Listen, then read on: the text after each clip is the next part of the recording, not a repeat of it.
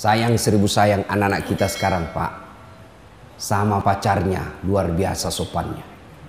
Ditelepon sama cowoknya, "Dek, iya Kak, terserah abang aja deh. Saya ngikut aja mana yang terbaik." Dongo. Tahu dongo? Beleng-beleng. Tahu beleng-beleng? Dongo. Tahu dongo? Beleng-beleng. Apa itu? Kata Rocky Gerung, dungu. Coba lihat anak-anak kita, Pak.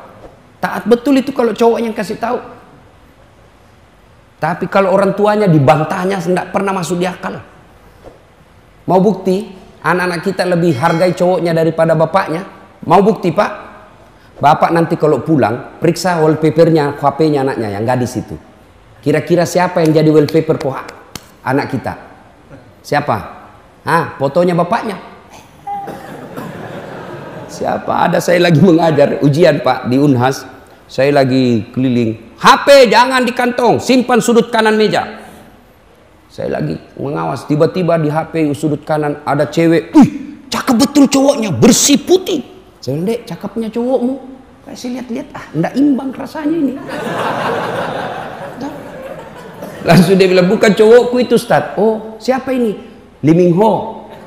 "Siapa itu Lee Min Ho?" "Artis." Artis Korea." "Oh, ini artis." "Iya Ustaz." "Kau dikenal?" "Tidak." "Pernah dikirimi pulsa?" "Enggak." "Pernah di miss call?" "Tidak." Beleng-beleng.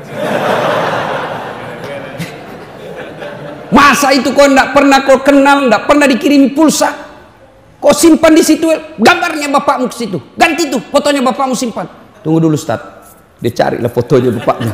"Tunggu dulu Ustaz, tunggu dulu." Sudah terhapus semua Ustaz. Ini anak-anak kita sekarang. Maka jangan heran anak kita S1 susah cari kerja. Karena tidak dapat kerja dia lanjut S2, makin susah cari kerja. Salah satu sebabnya karena kuliah tidak menghargai orang tuanya. Tidakkah kita sudah belajar dalam agama kita, ridallah fi ridal walidain, suktillah fi suktil walidain. Suatu kali Nabi di Makkah lagi tawaf pakai ihram. Tiba-tiba ada anak muda di depan Nabi tawaf juga. Dilihatnya Nabi, wih, melepuh pundaknya, Pak. Seperti orang yang baru kena bara api. Diikuti oleh Nabi. Selesai tawaf dipanggil, "Anak muda, tak, sini dulu anak muda." "Kenapa pundakmu, Nak?" "Saya ini orang Madinah. Ibu saya sakit. Ibu saya ini mau sekali menunaikan ibadah haji. Tidak ada budak saya. Tidak ada duit saya bayar onta. Saya pikul ibu saya dari Madinah ke Mekah. Jalan kaki kurang lebih 500 km. Melewati padang pasir." Kalau bapak dari Jakarta ke Bogor, itu kan masih enak, Pak. Masih pohon-pohon, bisa tempat singgah. Makkah Madinah padang pasir. Kupikul ibu saya sepanjang jalan. Nanti selepas ketika saya makan, sholat dan buang air besar. Sip, ada terus di pundak saya. Hampir tidak pernah lepas. Makanya ini pundak saya melepuh. Nabi terharu. Lalu anak muda ini bertanya, "Ya Rasulullah, kira-kira kebaikan saya ini sudah membalas kebaikan ibuku kepadaku ya Rasul? Kira-kira sudah imbang?" Apa kata Nabi? "Demi Allah anak muda, kau sudah termasuk anak yang soleh, tapi demi Allah kau belum bisa membalas kebaikan ibumu kepadamu." Coba, mana ada anak-anak seperti ini sekarang? Coba lihat anak-anak kita sekarang, Pak. Ngeri, Pak. Tidak ada lagi sopan santun sama orang tua. Bapaknya sepertinya dianggap kawan. Kita dulu ketemu sama bapak, lihat matanya aja kita kadang sungkan. Bapak pelajari itu yang namanya tadi Al-Fatih. Ya, itu tidak pernah berani tatap matanya bapaknya. Ketemu bapaknya tunduk terus karena memuliakan orang tuanya. Sekarang anak-anak kita, coba lihat saya zaman kecil, jangankan bicara kasar sama orang tua, memotong bayangan ketika ada tamunya bapak itu di ruang tamu, tidak boleh kita lewat-lewat. Dianggap kita anak yang kurang ajar. Makan, Zaman saya kecil, makan, bapak saya petani, mau makan. Kata ibu saya, jangan dulu, belum datang bapakmu. Dosa kau kalau sisa kau kasih bapakmu. Masa sudah dari mulutmu kau kasih bapakmu. Begitu kita muliakan orang tua. Sekarang anak-anak makan, dia habisi pak. Tinggal kuahnya disimpankan bapaknya. Yang ketawa, kau. Ya anak-anak kita sekarang bingung saya lihat. Makanya jangan heran hidupmu tidak akan dapat kebahagiaan. Coba lihat orang-orang yang sukses. Salah satu biasa resep hidupnya, mereka memuliakan orang tuanya. Itu model kita lain lagi pak yang sudah berkeluarga. Modelnya apa? Lebih sayang sama istrinya daripada orang tuanya. Masih baik kalau ini lebih takut. Bu, ini ada duit lebih. Kirim ke bapak ya. 2 juta lah, lama kita tidak pulang kampung. Ini 2 juta untuk orang tua kita di kampung. Dengar istrinya, langsung istrinya bangkit. Apa? Bapakmu? Itu anakmu. Langsung dia bilang suaminya, ya terserah deh, tidak jadi. Ada di sini takut sama istrinya? Ada laki-laki di sini takut sama istri? Berhenti jadi laki-laki pak. Apa mau takut sama istri? Nah semua gaji kita diambil. Coba lihat itu istri. Semua gaji kita diambil. Bajunya kita yang belikan. Lipstiknya pun kita yang belikan. Sampai duit itinya pun kita yang belikan. Masa mau takut sama istri? Jadi Ustadz tidak takut sama istri. Ngapain saya mau takut sama istri? Cuma istriku lebih berani dari saya.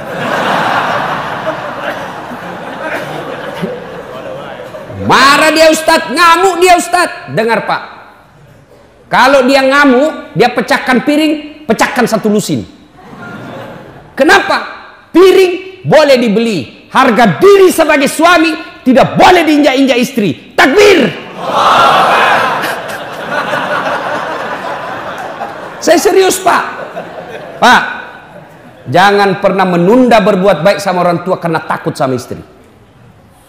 Saya bilang sama istri saya, boleh kau marah sama saya. Boleh kau maki-maki saya. Boleh kau lempar kepalaku, yang penting tidak dikena. Satu yang tidak boleh, jangan pernah saya dengar di telinga saya kau hina orang tuaku. Begitu kau hina orang tuaku, tidak ada maaf. Belum tentu kita jodoh sampai saya masuk kubur. Tapi orang tua demi Allah, seluruh darah daging yang ada di dalam tubuhku itu dari orang tua saya. Gitu dong jadi laki-laki pak. Yang ketawa, saya serius ini. Ini juga ibu-ibu, jangan suka ngomel.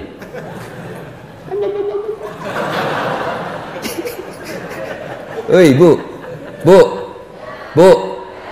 ini suami tergantung ibu. Demi Allah. Kalau ibu baik sama mertua, suami tidak akan tergoda perempuan lain. Jangan protes. Coba kalau ibu baik sama suaminya, tiba-tiba suami mau nikah, datang itu mertua membela ibu. Apa kau mau kawin-kawin lagi? Coba lihat itu istrimu, baik betul. Saya belum bangun sudah siap sarapan. Datang saudaramu semua dihormati. Kamu tidak pernah dihina, ngomongnya tidak pernah kasar sama kamu. Apalagi kau mau kawin, belum tentu kau dapat perempuan lebih baik dari itu istrimu. Awas kalau kau mau kawin lagi, haram itu air susuku. Gitu mama saya kalau marah pak. Langsung dia bilang haram air susuku. Ampun mak. Tapi kalau tidak pernah muliakan orang tuanya, datang mertua dari kampung, baru 2 jam duduk dia tanya, Mak Haji kapan pulang? Belum selesai capek sudah ditanya pulang. Mertuanya hipertensi, makanannya yang asin-asin terus. Tidak pernah dihargai ketika datang mertua. Datang saudaranya tidak pernah manis di depannya. Pulang kampung suamimu dicuci otaknya sama mertuamu. Apa itu istrimu? Saya sekolahkan kau jauh-jauh. Saya jualkan sawah supaya kau dihargai orang, tidak dihina sepupumu. Ini istrimu sendiri yang hina kamu. Datang sepupumu tidak pernah dihormati. Saya datang di rumahmu tidak pernah enak-enak mukanya. Apa itu istrimu, model apa itu? Sudah kawin lagi. Saya carikan kamu sepupumu. Mau ibu? Makanya mestinya kalau mertua datang, ibu sujud syukur. Itu sumber keutamaan berkahnya hidup. Ya Allah, alhamdulillah kau kirim orang tua ini. Gara-gara inilah orang tua saya punya suami. Andai saja tidak ada orang tua punya anak, mungkin sampai sekarang saya masih jadi gasturi, gadis tua Republik Indonesia. Bersyukur. Bu, baik-baik sama mertua. Demi Allah, rumah tangga tidak akan berkah ketika durhaka sama orang tua. Percaya Pak, muliakan orang tuamu, maka hidupmu akan berkah. Suatu kali Umar bertanya kepada Nabi, ya Rasulullah, ingin rasanya saya melihat Allah tersenyum kepadaku. Meskipun saya tahu tidak mungkin saya bisa melihat Allah mukanya di dunia ini. Bagaimana supaya Allah tersenyum kepadaku? Kata Nabi, buat ibu bapakmu tersenyum, maka Allah pasti tersenyum kepadamu. Maka bapak tidak usah cari muka sama pejabat. Lebih baik muliakan orang tua. Dunia akhirat kita dapat. Kadangkala ini anak-anak sekarang baru belajar agama 2 bulan. Itu pun melalui YouTube. Baru 2 menit habis pulsanya. Bamaknya langsung beda manhajnya. Ini beda. Tak boleh mak. Sesat kamu. Saya bilang, kau belajar agama dari mana? Ibumu kau katakan sesat. Ya, adik-adik ini yang hijrah. Hijrah itu bukan sekedar berbicara afwan. Hijrah itu bukan sekedar jazakallah khair. Kaifa haluk ya akhi. Bukan sekedar itu. Hijrah itu bukan sekedar pelihara jenggot. Hijrah itu bukan sekedar jingkar celananya. Hijrah itu termasuk diantaranya memuliakan orang tuamu dengan semulia-mulianya. Biar jenggotmu panjang, bicaramu selalu afwan, jazakallah, celana, tapi kau hina orang tuamu karena berbeda mazhabmu, kau tidak lebih mulia di hadapan Allah. Muliakan orang tua. Berapa banyak dalam riwayat-riwayat kita pelajari sejarah sengsara hidupnya karena mendurhakai orang tuanya. Pertanyaan besar buat kita, kenapa anak-anak kita begini sekarang? Padahal cerdas Pak. Anak-anak kita kurang apa sekarang Pak? Coba lihat cerdasnya anak-anak kita. Saya biasa heran lihat itu anak-anak. Saya ini sudah pegang HP 2 tangan masih salah ketik. Ini anak muda bawa motor sambil ngebalas. Cerdasnya itu anak-anak kita sekarang. Satu aja kurangnya anak kita sekarang. Apa? Kurang ajar. Imma yablughanna indakal kibra ahaduhuma au kilahuma fala takul lahuma uff wala tanharhuma wa kullahuma kaulan karima. Apabila kedua orang tuamu sudah lanjut dalam pemeliharaanmu, jangan kau berkata A saja dilarang, apalagi sampai meneteskan air mata orang tua. Al jannatu tahta aqdamil ummahat. Surga itu berada di bawah telapak kakimu. Kenapa anak-anak kita begini? Salah satu sebabnya karena kita memberi makan anak kita makanan-makanan haram. Kenapa anak-anak kita begini? Karena kita memberi contoh yang tidak baik di hadapan anak kita. Sini dulu. Awas kalau kau merokok, awas. Kalau kau merokok saya kasih makan kau dengan bungkusnya. 10 menit kemudian, nak kopi beli rokok tong. Anaknya dilarang merokok, baru dia merokok depan anaknya. Bapak macam apa ini? Ada yang merokok di sini? Nggak ada? Nggak ada dalam masjid. Nggak tahu kalau dia keluar nanti. Pak, bapak kan selama ini sangat benci sama orang-orang yang menindas kita. Siapa orang-orang kaya yang ada di Indonesia? Banyak-banyak Pak. Siapa orang-orang kaya? Mereka yang penguasa rokok. Dan kita lah ini orang Islam paling banyak merokok. Jadi kalau bapak cinta sama agama, berhenti merokok. Itu orang rokok, itu orang Yahudi punya Pak. Sudah kita dikasih rokok, sakit dikasih lagi obatnya. Duit kita dibawa ke sana. Maka saya doakan bapak-bapak yang merokok, berhenti merokok. Marah? Silakan, saya mau pulang juga. Ada yang bilang makruh, mungkin dia bilang makruh karena dia juga merokok. Berhenti Pak. Kalau ada orang bilang baik itu rokok, saya bilang kau sini. Kalau kau merasa betul itu rokok baik, kau merokok anakmu di depanmu sama istrimu, rokok bareng-bareng di situ.